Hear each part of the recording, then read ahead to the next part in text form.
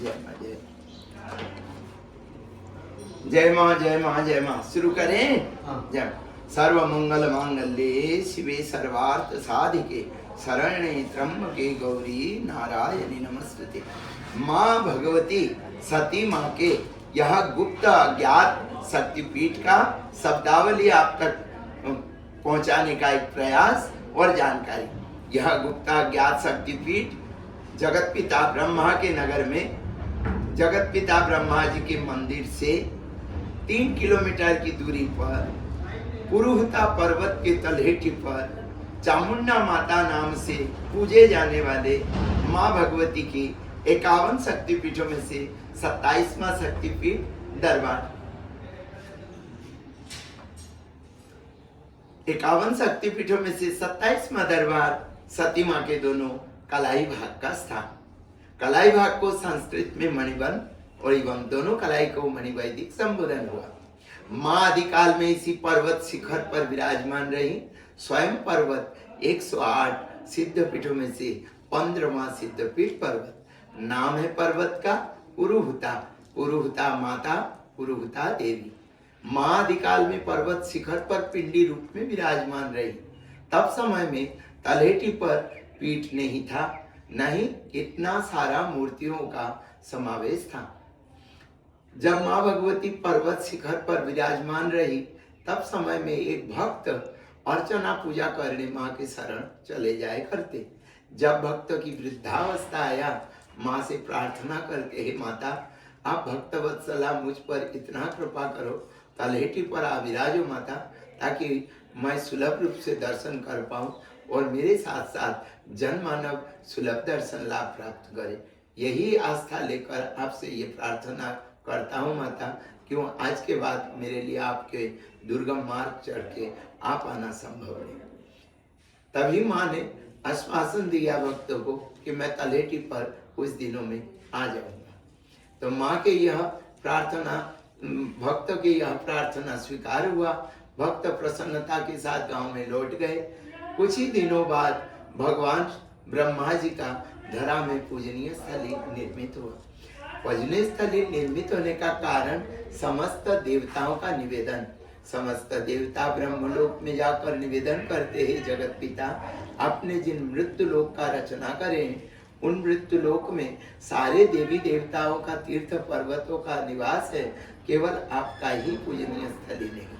अतएव आप कृपा करें, पूजनीय स्थली निर्मित करें, ताकि मृत्यु लोक के जनमानव आपकी अर्चना पूजा करके कल्याण को प्राप्त हो। जगत पिता ब्रह्मा ने अपने हाथ के कमल छोड़ते हैं। ब्रह्मा कमल इस धरा में आके टकराते हैं और उनसे 2 पंखुड़ियां दूर दूर जाकर गिरने पर 2 पुष्कर की और रचना हुआ। जो दूर जाकर पंखुड़ी गिरा वो रुद्र पुष्कर कहलाया, जिन्हें बूढ़ा पुष्कर नाम से वर्तमान पूजे जाते हैं। जो मध्य में जो पंखुड़ी गिरा वो मध्य पुष्कर कहलाया, और वह विष्णु पुष्कर, क्षीर सागर और विष्णु पुष्कर ऐसे नाम से पूजे गए। वह आज भी गुप्त अज्ञात है, और जहाँ समूह कमल ठहरा हुआ रहा वह ब्रह्मा जी का निवास स्थान एवं यज्ञ स्थली बना। यज्ञ के लिए उन्होंने सारे तीर्थों का गुरु होने का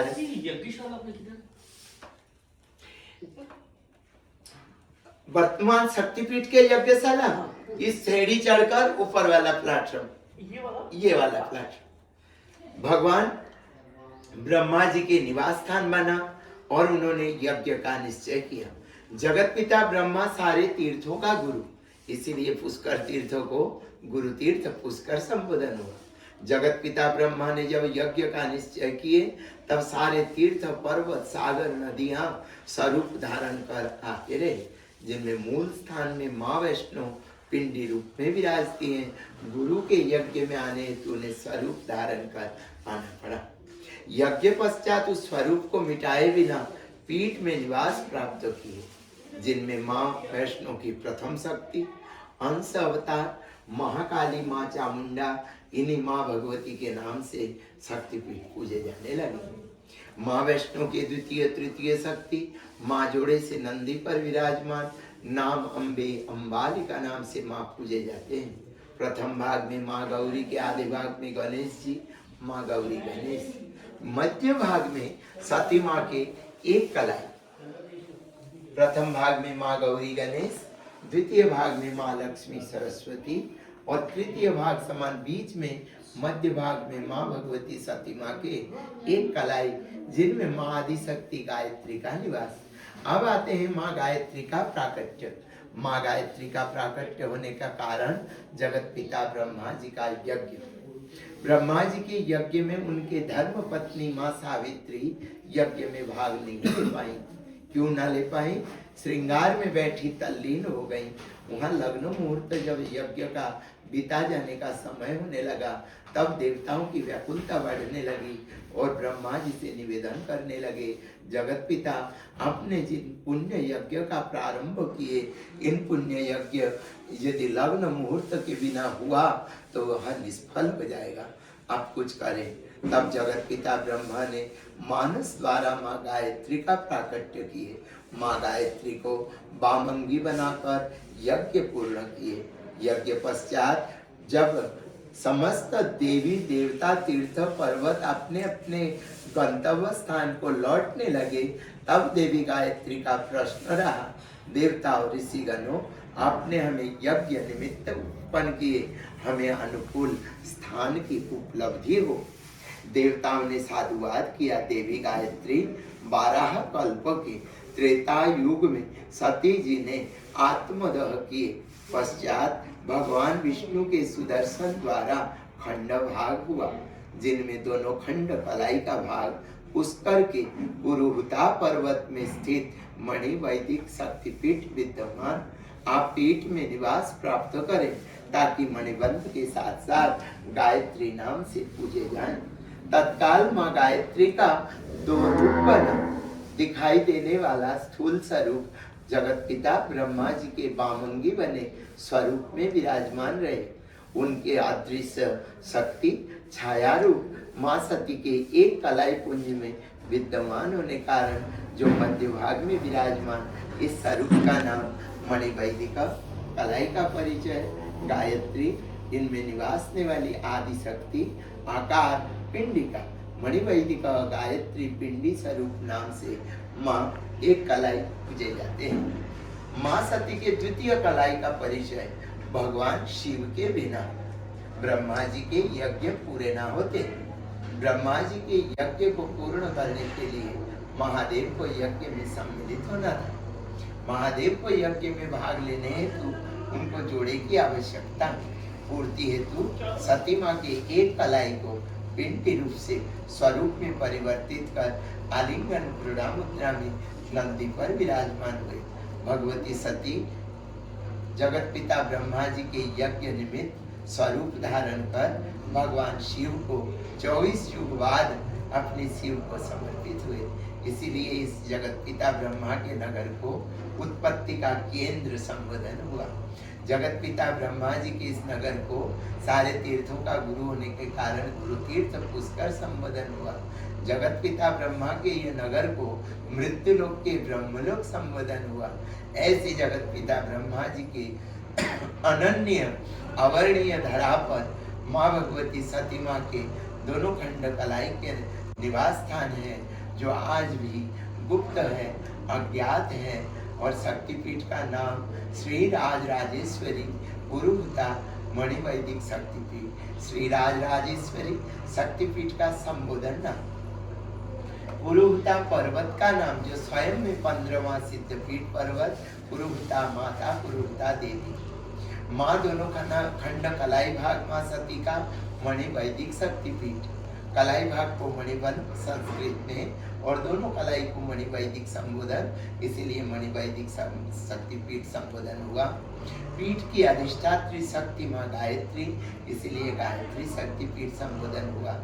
और माँ वैष्णो के तीनों शक्ति पीठ में निवास प्राप्त हुए अंश अवतार के रूप में, तो प्रथम शक्ति माँ महाकाली माँ चामुंडा, इन्हीं माँ के नाम से जब शक्तिपीठ पूजे जाने लगे तो बाकी के पुराणों में वर्णित सारे नाम पुरुहुता, मणिवैदिका, गायत्री सारे नाम हो गए गुप्त। अब शक्तिपीठ गुप्त अज्ञात शक्तिपीठ हो गया। इस शक्तिपीठ का प्रचार प्रसार लोकाचार में ना रहा। लोकाचार में जो चामुंडा नाम से प्रसिद्ध हुआ, सो चामुंडा नाम से पूरे पुष्कर तीर्थों में 5 जगह चामुंडा नाम से दरबार। गायत्री पीठ का अधिष्ठात्री शक्ति पुष्कर में 4 जगह गायत्री है। आपको गिनाता हूँ। स्वयं जगत पिता ब्रह्मा जी के वामंगी बने स्वरूप में गायत्री, उनके पीछे पहाड़ में पाप मोचने एकादशी माता, उन्हें भी क्षेत्रवासी गायत्री संबोधन करते हैं। गायत्री परिवार का हरिद्वार के शांति कुंज का पुष्कर में शाखा है गायत्री परिवार का। वहाँ भव्य माँ का मंदिर, भव्य माँ का प्रतिमा, वहाँ माँ गायत्री का पूजा होता है। और यहाँ पर माँ भगवती का आदि शक्ति गायत्री का निवास जो गुप्त है, इसीलिए शक्तिपीठ गुप्त अज्ञात हो गया। जो महेवी देवी भागवत पुराण अंतर्गत प्रमाणित स्वयं 108 सिद्धपीठों में से 15वां सिद्धपीठ, देवी भागवत पुराण अंतर्गत 7वां स्कंध, 30-38वां अध्याय, 59-20वां श्लोक। इस पर्वत के लिए श्लोक सुनाता हूँ। ओम विश्वे विश्वेश्वरी प्राहुः पुरुहुता च पुष्करे पुरुहुता पुष्कराक्षे आषाढ़ो चरति तथा। इस श्लोक के अंतर्गत स्वयं में पर्वत 108 सिद्धपीठों में से 15वां सिद्धपीठ पर्वत संबोधन हुआ। आदिकाल में माँ इसी पर्वत शिखर पर विराजती रही और भक्तों की प्रार्थना और ब्रह्मा जी के यज्ञ निमित्त से माँ तलहटी पर विराजमान। जिस जगह में माँ का निवास रहा, वो जगह से माँ तलहटी पर आने पर वो जगह एक कूप के रूप में, कूप जिसको खड्डा, गड्ढा, गर्त, गर्भगृह, मिट्टी का एक लोंदा भूखंड से निकाल लेने बाद जो आकार बन जाता है उसको खड्डा कह दे। आम भाषाओं में खड्डा और गड्ढा भी कह सकते हैं, उनको गर्त भी कह सकते हैं, और उनको शुद्ध भाषा देव भाषा में गर्भगृह संबोधन हो गया। जो कूप के आकार में है, वहां त्रिकोण आकार में एक खड्डा है जिन्हें आज क्षेत्रवासी गुफा संबोधन करते हैं। जिनकी सत्य बात आपको बताएं कि एक जगह से माँ ने गिर कर वहां भीतर प्रवेश हुआ तो एक तरफ से उन्होंने बाहर निकाल के भी आए, तो वो जो आने का जो मार्ग है वो कहीं तक अवरोध हो चुका था। कोई भूकंप आदि इन कल्पों में हुआ तो उन भूकंप के कारण एक बड़ा सा चट्टान उन दरवाजे जो एक मार्ग आने का जाने का था उनमें अटक गया। अटक जाने के कारण वो एक खड्डा ही नाम से संबोधन होता रहा, गर्भगृह नाम से। परंतु जब उस शिलाखंड को टुकड़ों टुकड़ों में करके निकाले गए तो वो मार्ग पुनः प्राप्त हो गया। वहाँ की जीर्णोद्धार करी गई। अभी 2012 में वहाँ 7 लाख रुपए रकम लगाकर वहाँ पर जीर्णोद्धार किया गया।